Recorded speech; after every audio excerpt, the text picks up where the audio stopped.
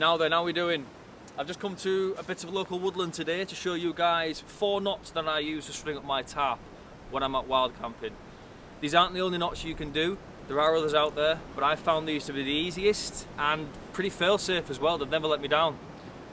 When I first started wild camping, I'd tie any old knot to a tree. Sometimes I didn't even know what I was tying. Sometimes it would be the knots I'd tie my shoelaces with.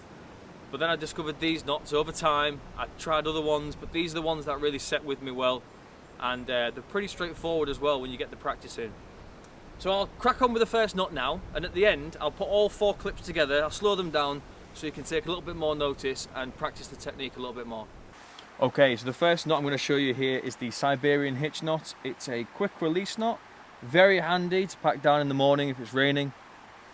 And it's very easy to learn as well after a few practices. So we've got our paracord here. I'm going to wrap that around the tree. Now I am right-handed, so I'm keeping the loose end in my right hand. If you're left-handed, it might be easier swapping it around the other way, but for now I'm going to keep it this way. So I've got the loose end in my right hand and the rest of the paracord in my left. I'm going to wrap the loose end around the palm of my left hand. Pull this loop underneath the other side of the paracord and then pinch the loose end through that loop. Okay? And what you'll find is you have a knot that you can easily then slide towards the tree. And that's going nowhere. As you can see, that's pretty strong, it's pretty straightforward. And you've got a loop left over here that you can then place a piece of wood as a toggle in. You don't need to, it will hold its place without that in, but I like to do it just for safety. And then in the morning when you're ready to leave, you literally just slide this toggle out, pull down on the loose end, and away you go. Simple as that. Okay, so we've done our Siberian hitch over at the other tree. Now we're at our second tree, and we're going to be doing our tensioning knot. So what I've done, I've bundled up my paracord. Just going to wrap it round once, like so. Give me some slack. Feed that over the top. Grab that back. Pull that tight, like so. Wrap that back round, keeping as much tension as possible in that. Wrapping this back over the top, wrapping it back around the tree, like so. And that should be enough tension on that. Feed it over the top once more, and you can let go of your paracord bundle, and then keep it separated with your left hand like this.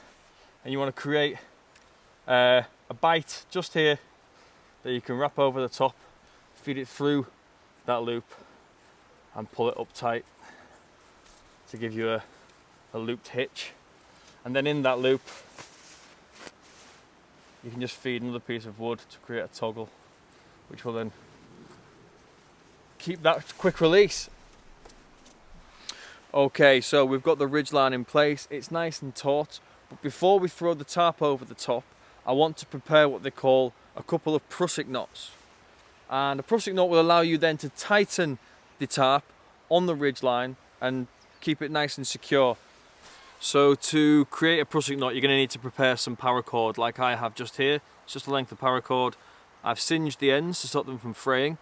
And what you want to do is put these 2 ends together like so.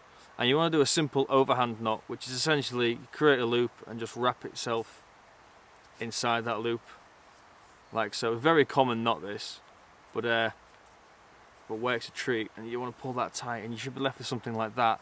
Sometimes people put a little bead there because it's not as strong if you pull it from that side, but when you're pulling it this way, it's super strong and perfect for a prusik knot. So you've created your loop. All you need to do now is attach it to the ridgeline. You rest the loop on the ridgeline, pull the loop around the back and feed the knot through the center of that loop. And you repeat this 3 times.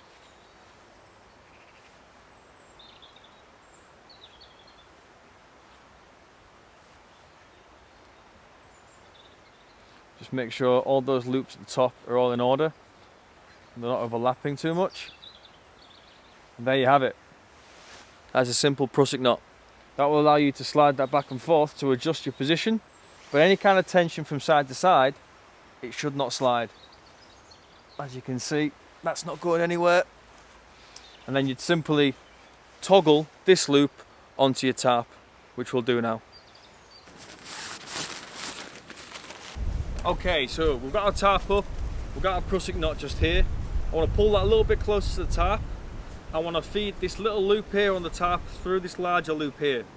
Okay? So I'm going to pull that a bit closer, feed the tarp loop through the larger loop, like so. Get my toggle just here, I'm going to feed that through, and then hold that in place and pull the prusik knot away. As you can see, you got a bit, it's nice and tight. That's going to hold your tarp in place, and then you can start pegging it out. Okay, so for the final knot, it's another prusik knot. Now, I can't actually remember the term for this knot. I think it might be an adjustable prusik, but nevertheless, it's a similar type of prusik, but with a slightly different technique of tying it. So here I've got my paracord, my guy line attached to the tarp. I've wrapped one end down here, down around a peg, and I've got my loose end here. I'm going to hold on to the loose end, and I'm going to go underneath and wrap it around 3 times over the guy line side. 1, 2, trying to keep the coils as close together as possible here. 3, and then I can grab both of those, and the loose end here I'm going to bring over the top, back underneath. I'm going to pull up here like this. Okay, so you should be left with a loop here, leaving this quick release, and then you can simply adjust this to keep it nice and taut. Okay.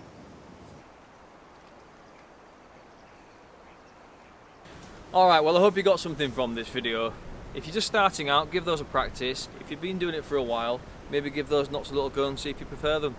But what I'll do now is I'll get those 4 knots in sequence. I'll slow the video down a little bit so you can go through them a little bit closer and get some practice in. But if you have enjoyed the video, please give the video a like, consider subscribing and have a look back at some of my camping trips, and leave me a comment and let me know what you think, and let me know what other knots you use as well, because I might give those a go. But for now, I'll catch you in the next video. Thank you. See you later.